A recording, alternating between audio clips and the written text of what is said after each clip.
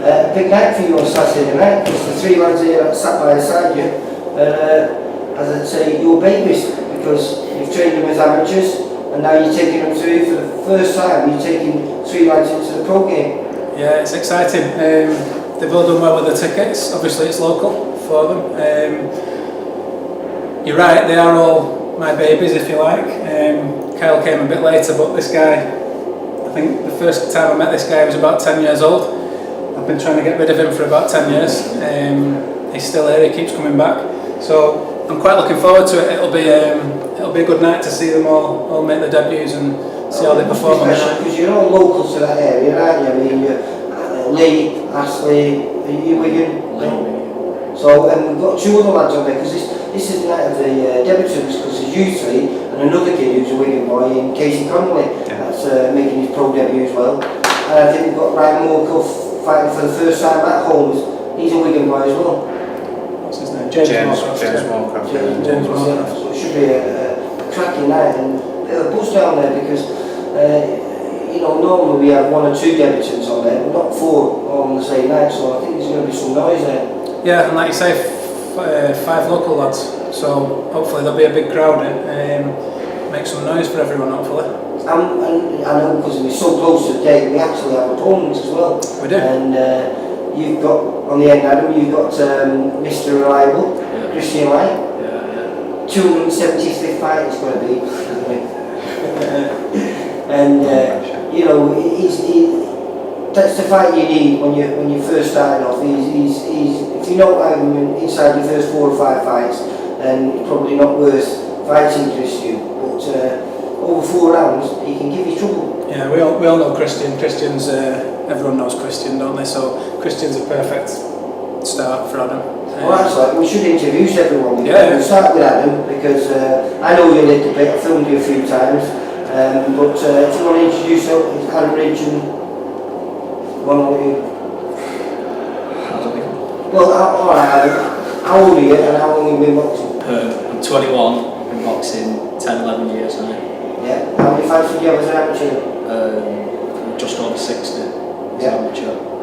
And you've been with Damiam about 3 years now? Yeah, I think it's 3 years now. Because I remember filming you, I think you were at Lee for a while, I think one of the fights, and then I think the last fight I filmed you was a VIP fighter.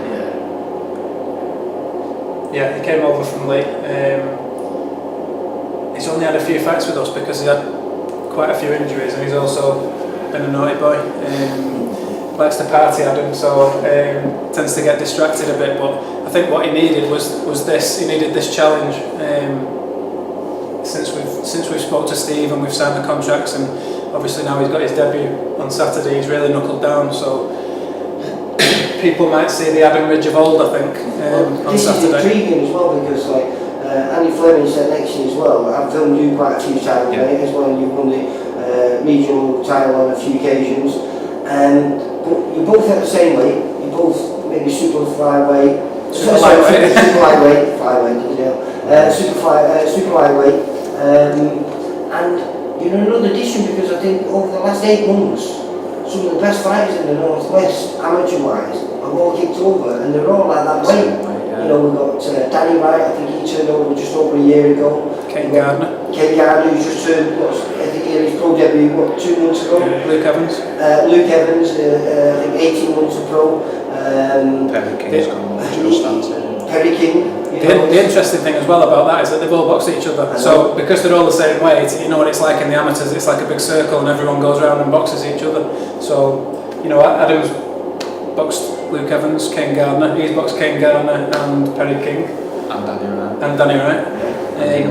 And Eli Murphy. So, you know, they've all boxed each other. Eli was, I think Amish was a little bit heavier, wasn't he? He was more of the welterweight, but I think he's going to be in the same mix, and I think you're probably all going to be, at some point, you know, over the next couple of years or 3 years, going to be bumping into one another. The interesting thing with these two guys is that obviously they're going to start at super lightweight now, but we have got plans for them both to make lightweight eventually. And with the benefit of being able to plan the training ahead and have enough notice for the fights, we've seen a real difference with, you know, being able to make the weight as opposed to the amateurs where sometimes you don't get much notice. And I think both of them will probably be able to do lightweight eventually.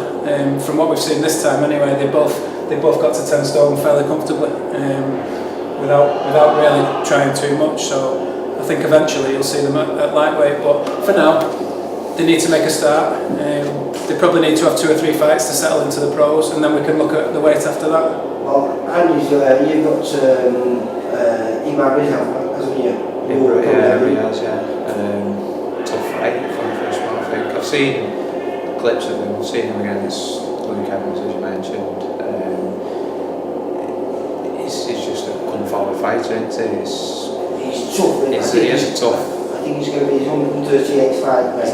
So, you know what I mean? But Yeah. as I was saying to Damiam, he's a guy that he can fight at lots of levels. Yeah. You know, if you're a guy, and as it was proved, because he fought Ashley for the title, didn't he? I think Ashley was 18 or something, or 9 at the time, Yeah. and he ended up fighting for some, was it the One of the challenge belts, yeah. Yeah, so you know, the guy's got levels, Yeah. and if you're not on your A game, or you're not up to it, then he could turn you over. Yeah. And he's a tough little son as well. Yeah, I've seen clips of him with, like I said, some decent Liam Walsh.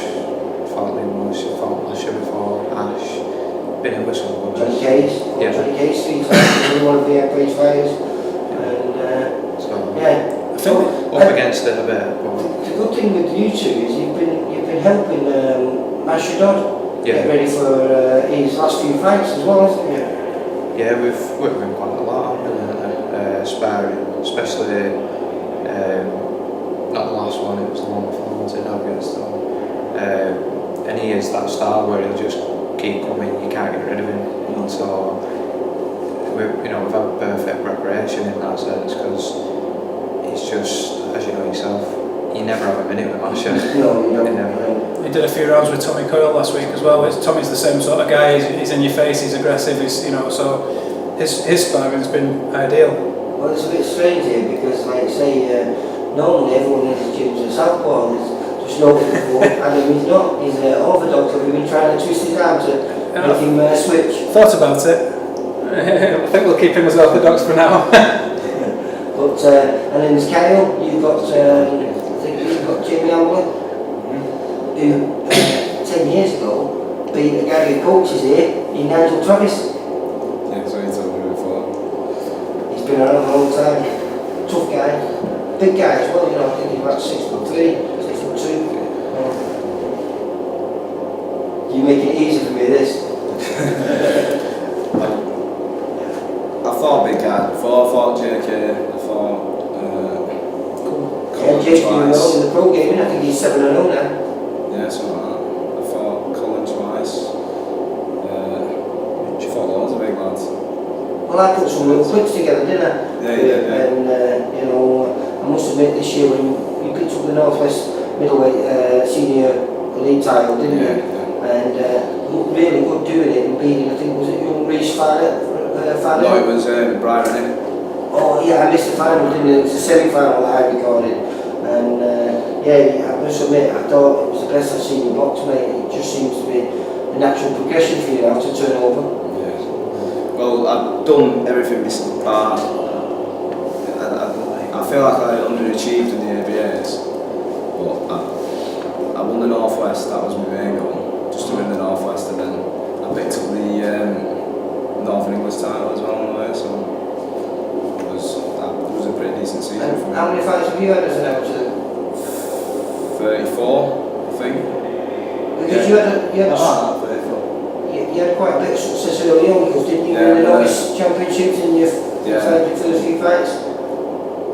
I won the under-10s, and then I went straight to ABAs for Brian Rennie in my 11th fight, and I think I lost on a split decision on that one, but then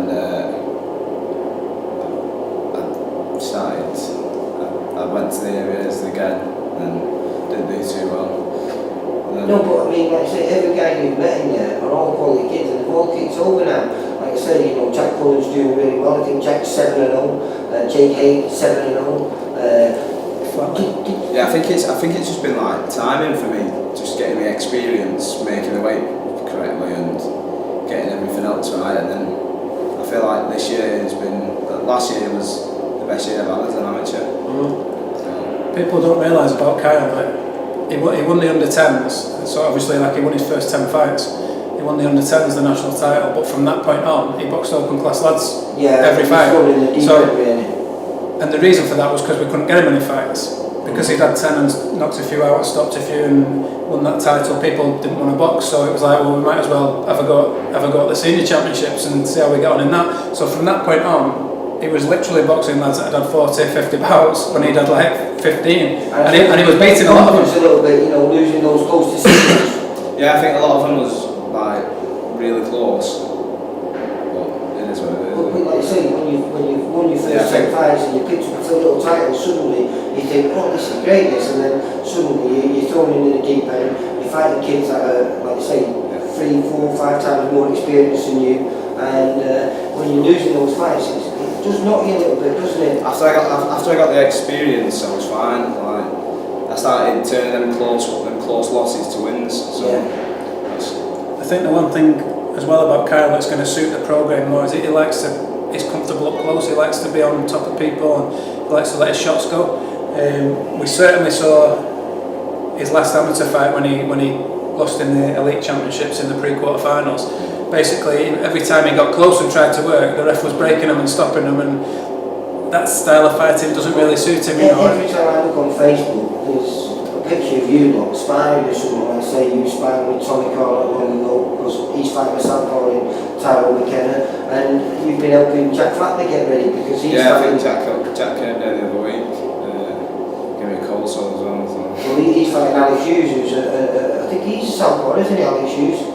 I think he switches, doesn't he? I think he switches a bit, yeah. We've also had Jake Hay down here a couple of weeks ago, so the fact you were saying Ambler's a tall guy, we've had Jake Hay down here as well, so the sparring's been good actually. We're lucky where we are, because we were talking before about the gyms bouncing at the moment. Jamie's got it really busy in the day. You can come in here and you can see Martin Moore, Rocky Fielding, Carl Frampton.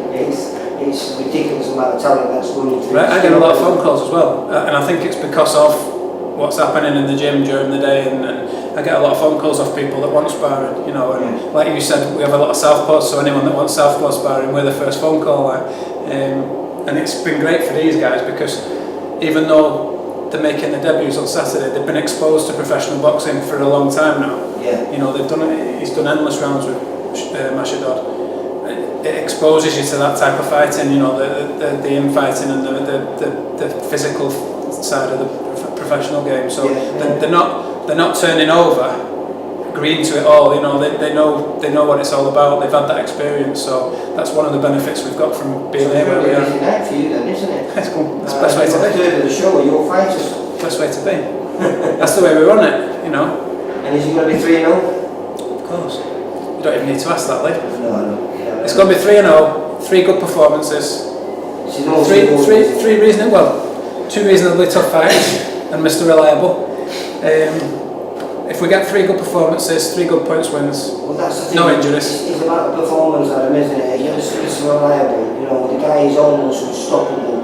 I think he's not been stopped in something like about 130 Do you know what? fights. A mate of mine was the last guy to stop him, Kerry Evans from Wrexham. Right. The last guy to stop him. That was about in his 130th fight. It caught him a big right hand and down he went, and that was it. And prior to that, he's only been stopped 4 times before, and that was inside his first 100 fights. So I think he's mastered this fighting 4-rounders. I don't think he'll be intimidated by Adam.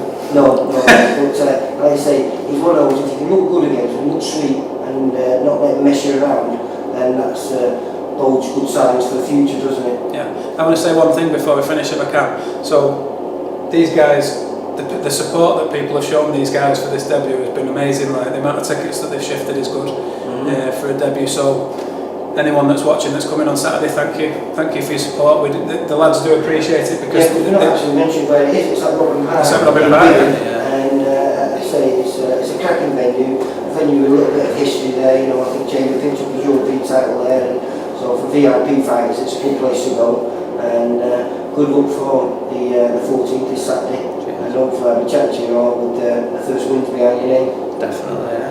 Thanks, Lee. Alright lads, take care. Thanks a lot. Bye. Revolution.